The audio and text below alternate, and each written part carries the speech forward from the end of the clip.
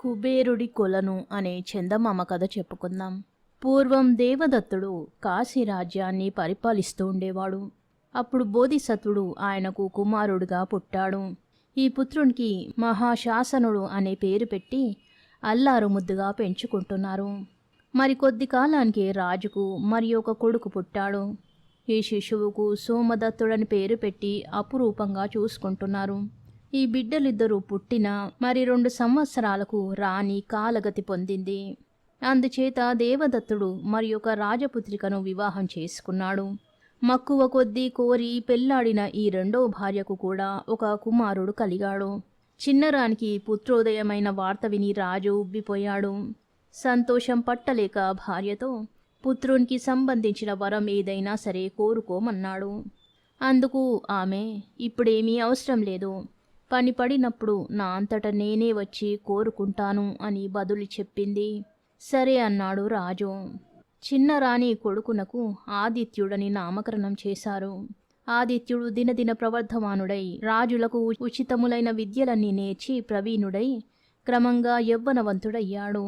అంతటా చిన్నరాణి ఒకనాడు భర్తను సమీపించి, ఆనాడు మీరు నాకిచ్చిన వరం ఇప్పుడు ప్రసాదించవలసింది. నా కుమారుడైన ఆదిత్యుణ్ణి యువరాజుగా చేయడమే నా కోరిక అన్నది. ఈ మాటకు రాజు నిశ్చేష్టుడయ్యాడు. ఏమిటి నీ కోరిక? పట్టపురానికి పుట్టిన పెద్దవాళ్ళు 2 ఉండగా ఆదిత్యునికి ఎలా వస్తుంది యువరాజు పదవి? తగు మాలిన ఇటువంటి పని చేయడానికి నేను సాహసించినట్టయితే లోకం నన్ను నిందించదా? అపవాదు భరించగలమా? నీ కోరిక సవ్యమైనది కాదు, అందుచేత కొనసాగదు అని నిష్కర్షగా చెప్పాడు. ఈ విధంగా రాజు తనను నిరాకరించి పలికినప్పటికీ చిన్నరాణి లెక్క చేయలేదు. తన ధోరణి మానలేదు. అప్పుడప్పుడు భర్తను ఇందు విషయమై పీడించి నిర్బంధిస్తూనే వచ్చింది. రాజుకు విసిగెత్తింది.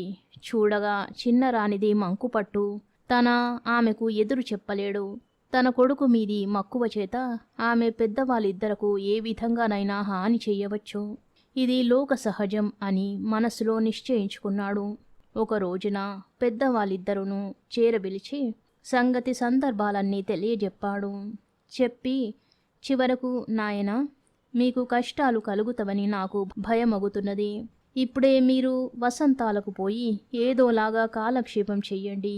నా తదనంతరం రాజ్యం మీకే చెందుతుంది కనుక అప్పుడు వచ్చి మీరు పాలించుకుందురు గాని అని కుమారులిద్దరికూ హితవు చెప్పాడు. తండ్రి ఆజ్ఞను తలదాల్చి మహాశాసనుడు సోమదత్తుడు వెంటనే బయలుదేరి వనాలలోకి తరలి వెళ్లారు. వీళ్ళిద్దరు వెళ్లడం ఎప్పుడు చూశాడో ఆదిత్యుడు కూడా వెంటపడ్డాడు.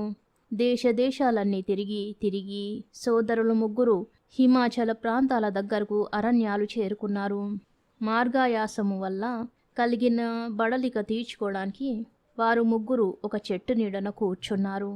తరువాత కొంచెం సేపటికి మహాశాసనుడు కడసారి వాడైన ఆదిత్యంతో, తమ్ముడు, ఇదిగో ఆ కొండ దిగువన చెట్టు కింద ఒక కొలను కనిపిస్తుంది కదా, పోయి నీవు దప్పి తీర్చుకొని తామరాకులు దొప్పలుగా కట్టి వాటితో మాకు కూడా కాసిని నీళ్లు తెచ్చిపెట్టు అని చెప్పి పంపాడు. అన్న ఆజ్ఞ చొప్పున ఆదిత్యుడు పోయి మడుగులో దిగబోయాడు. కాని ఒక పిశాచి వానిని పట్టి తీసుకుపోయి నీటి దిగువనున్న తన ఇంట చెరనుంచాడు. ఎంతకు ఆదిత్యుడు రాకపోవడంతో చూసి రమ్మని మహాశాసనుడు సోమదత్తుణ్ణి పంపించాడు. సోమదత్తుని కూడా పట్టివేసింది భూతం. సోముడు కూడా రాకపోవడం చూసి విచారించి మహాశాసనుడు ఖడ్గహస్తుడై స్వయంగానే మడుగుకు బయలుదేరాడు.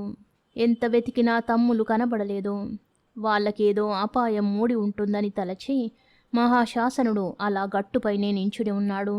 తక్కిన ఇద్దరిలాగా ఇతడంతా అనాలోచితంగా మడుగులోకి దిగడని భూతానికి తెలుసు.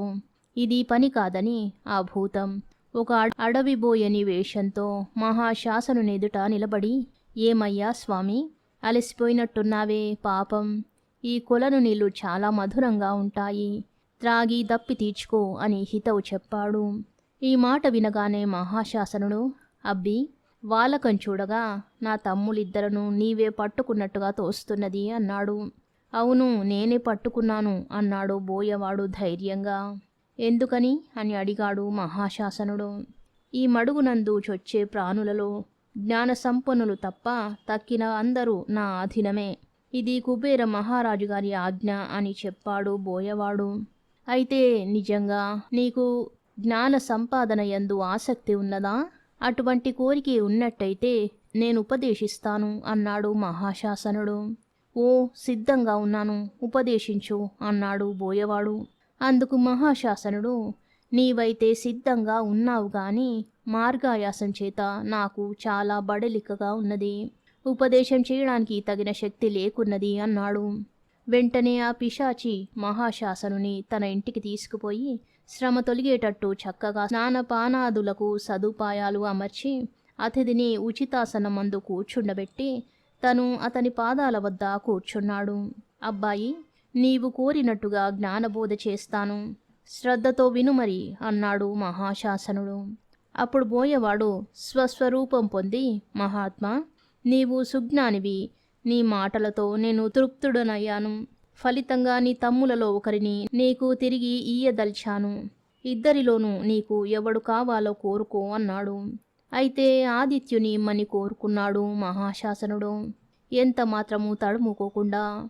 అందుకు పిశాచి, అయ్యా, పెద్దవాడు ఉండగా చిన్నవానిని కోరుకోవడం ధర్మమా? వాని జ్యేష్ఠత్వం నిరాకరించవచ్చునా అని అడిగాడు.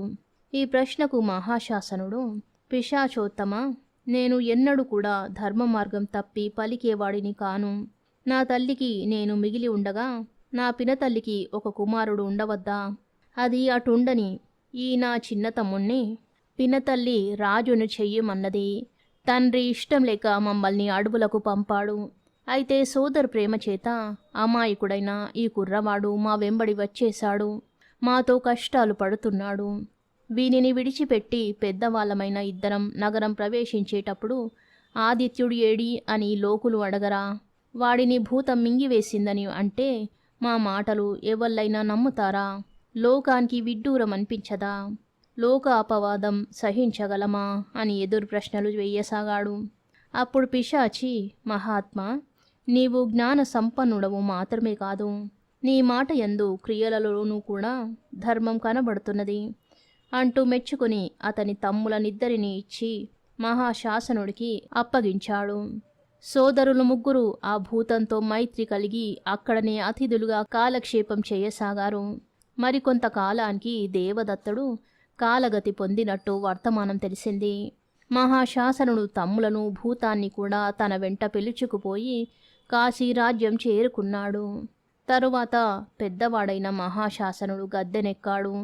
రెండవ తమ్ముడైన సోమదత్తుని తన ప్రతినిధిగాను, కడసారి వాడైన ఆదిత్యుని సేనాధిపతిగాను నియమించాడు. తమకు మేలు చేసిన భూతాన్ని మహాశాసనుడు ఎంత మాత్రమూ మరవలేదు. దానికి చక్కటి విడిది చూపి దాని అన్నపానాదులు విచారణ చేయడానికి ప్రత్యేకించి భటులను ఏర్పాటు చేశాడు. కథ సమాప్తం. శుభం.